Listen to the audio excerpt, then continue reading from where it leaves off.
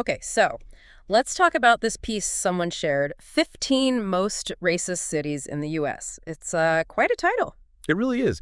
And our goal here, I think, isn't just to, read off a list. Exactly. We want to sort of dig into it, understand the why behind it, right? What indicators are they looking at? What are the specific examples? Yeah, get a clearer picture of what that inequality actually looks like, on the ground in these places. So what's the method here? How did they even try to measure something like racism?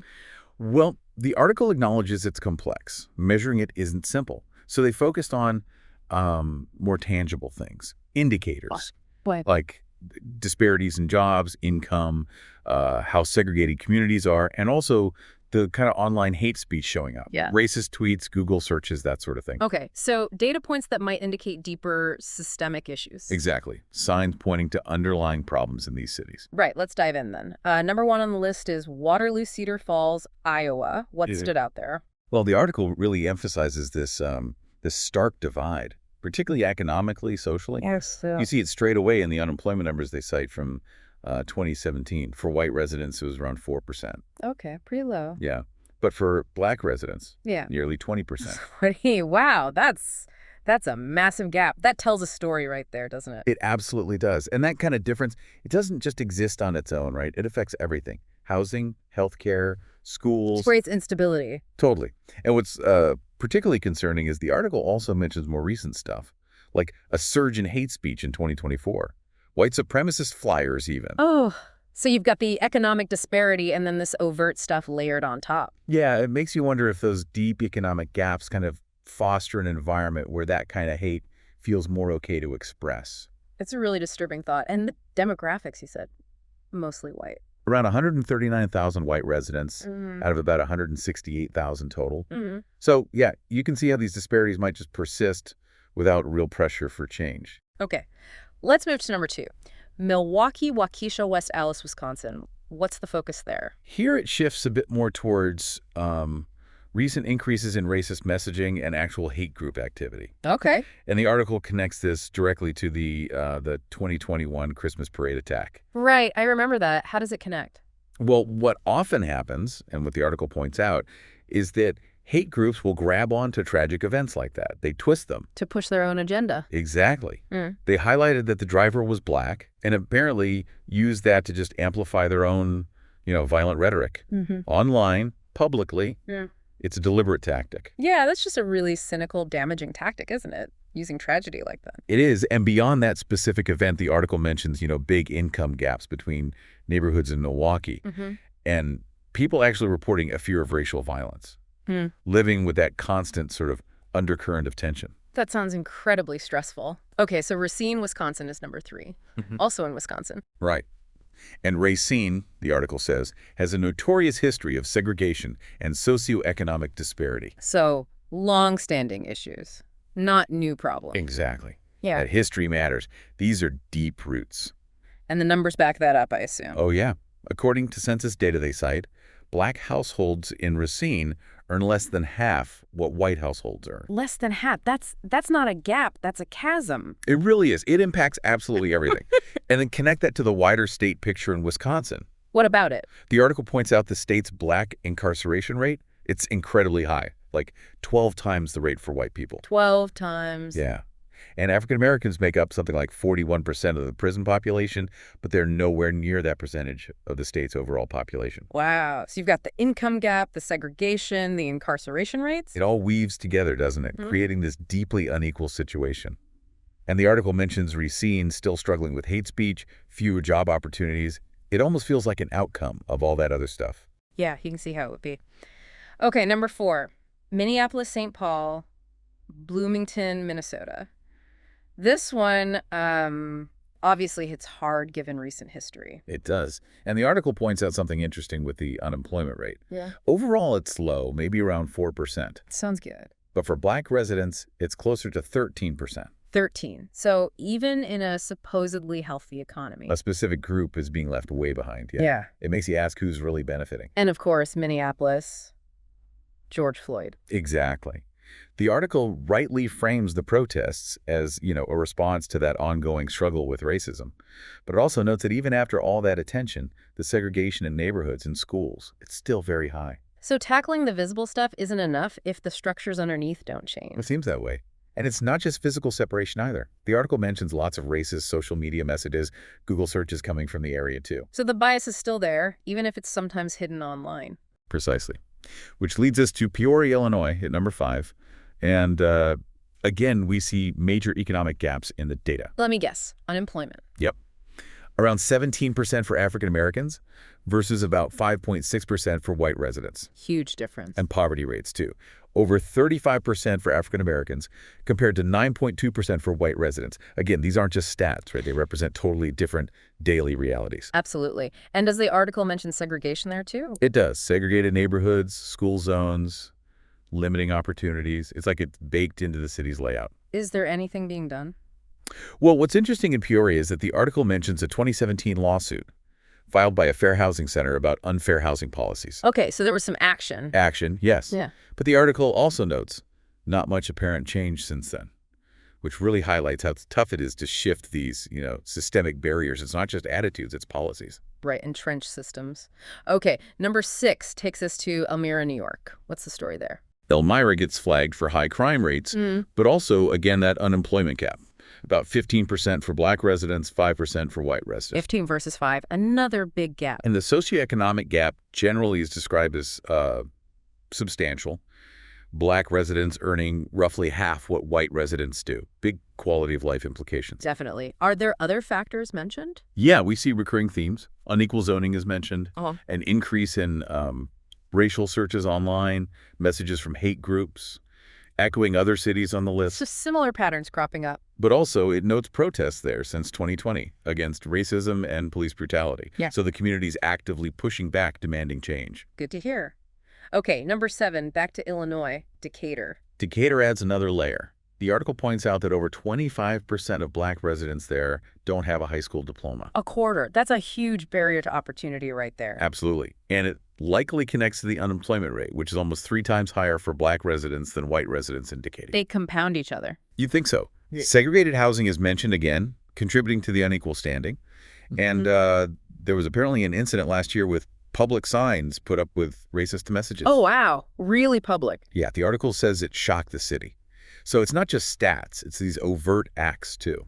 Right. Okay, number 8. Niles, Benton Harbor, Michigan. This sounds like a particularly stark example. It really does. The poverty rate for black residents is highlighted around 42%. 42% below the poverty line. That's staggering. It is.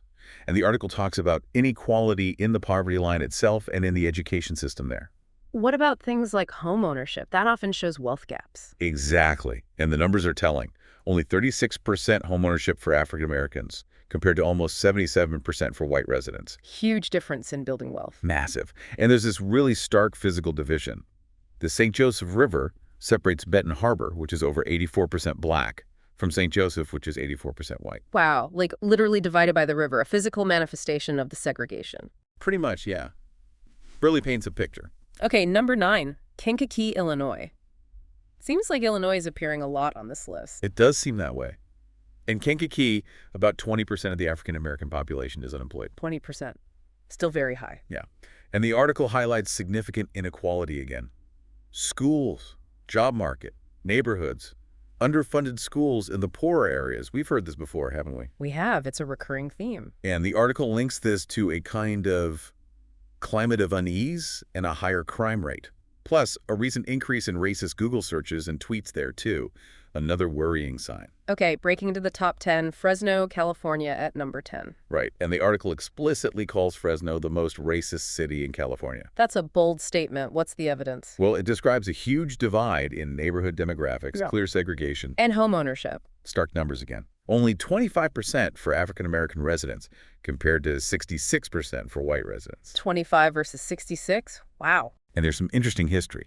Highway 99, built back in the 50s, it Yeah. apparently cut right through the city in a way that basically enabled racist zoning practices. So infrastructure decisions locking in segregation. Yeah, shows how planning from decades ago can still have these really negative impacts today. Okay. Number 11, back east again. Springfield, Illinois, the state capital. Yep. But even being the capital doesn't seem to guarantee equality.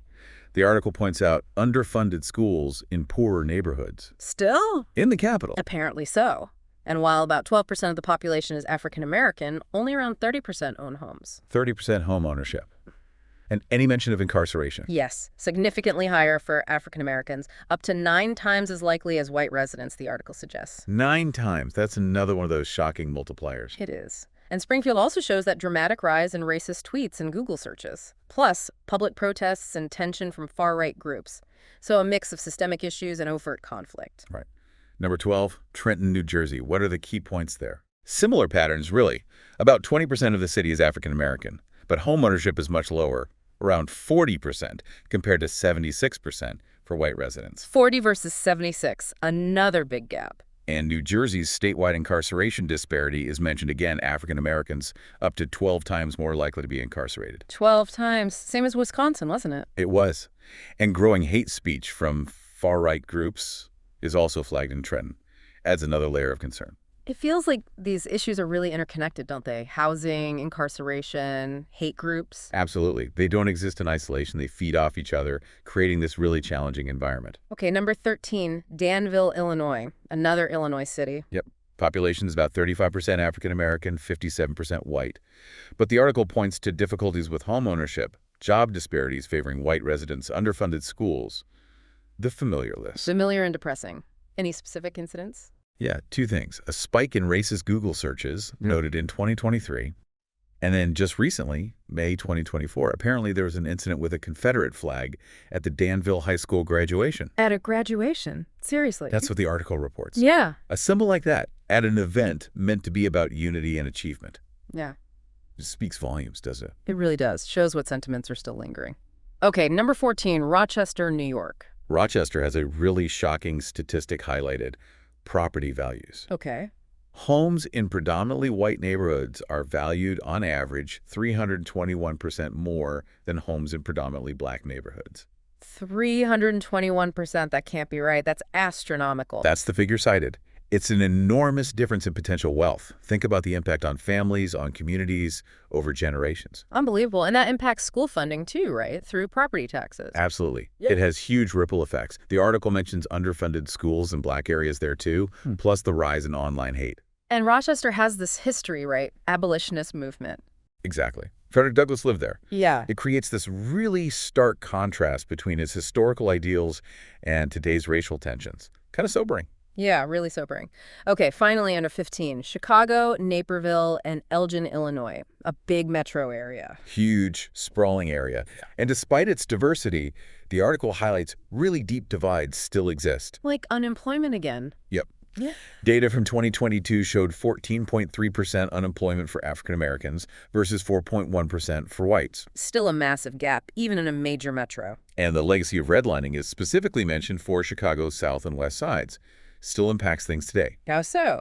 Underfunded schools, fewer job opportunities in those areas, which the article suggests can contribute to social unrest, clashes with police. And then you see spikes in online hate after those events. That's the pattern the article describes. These real-world issues get amplified online. And yes, homeownership disparity is noted there too, another critical indicator. So we've gone through all 15, and I mean, the themes are pretty consistent, aren't they? And troubling. Definitely. You see it again and again. These huge economic gaps.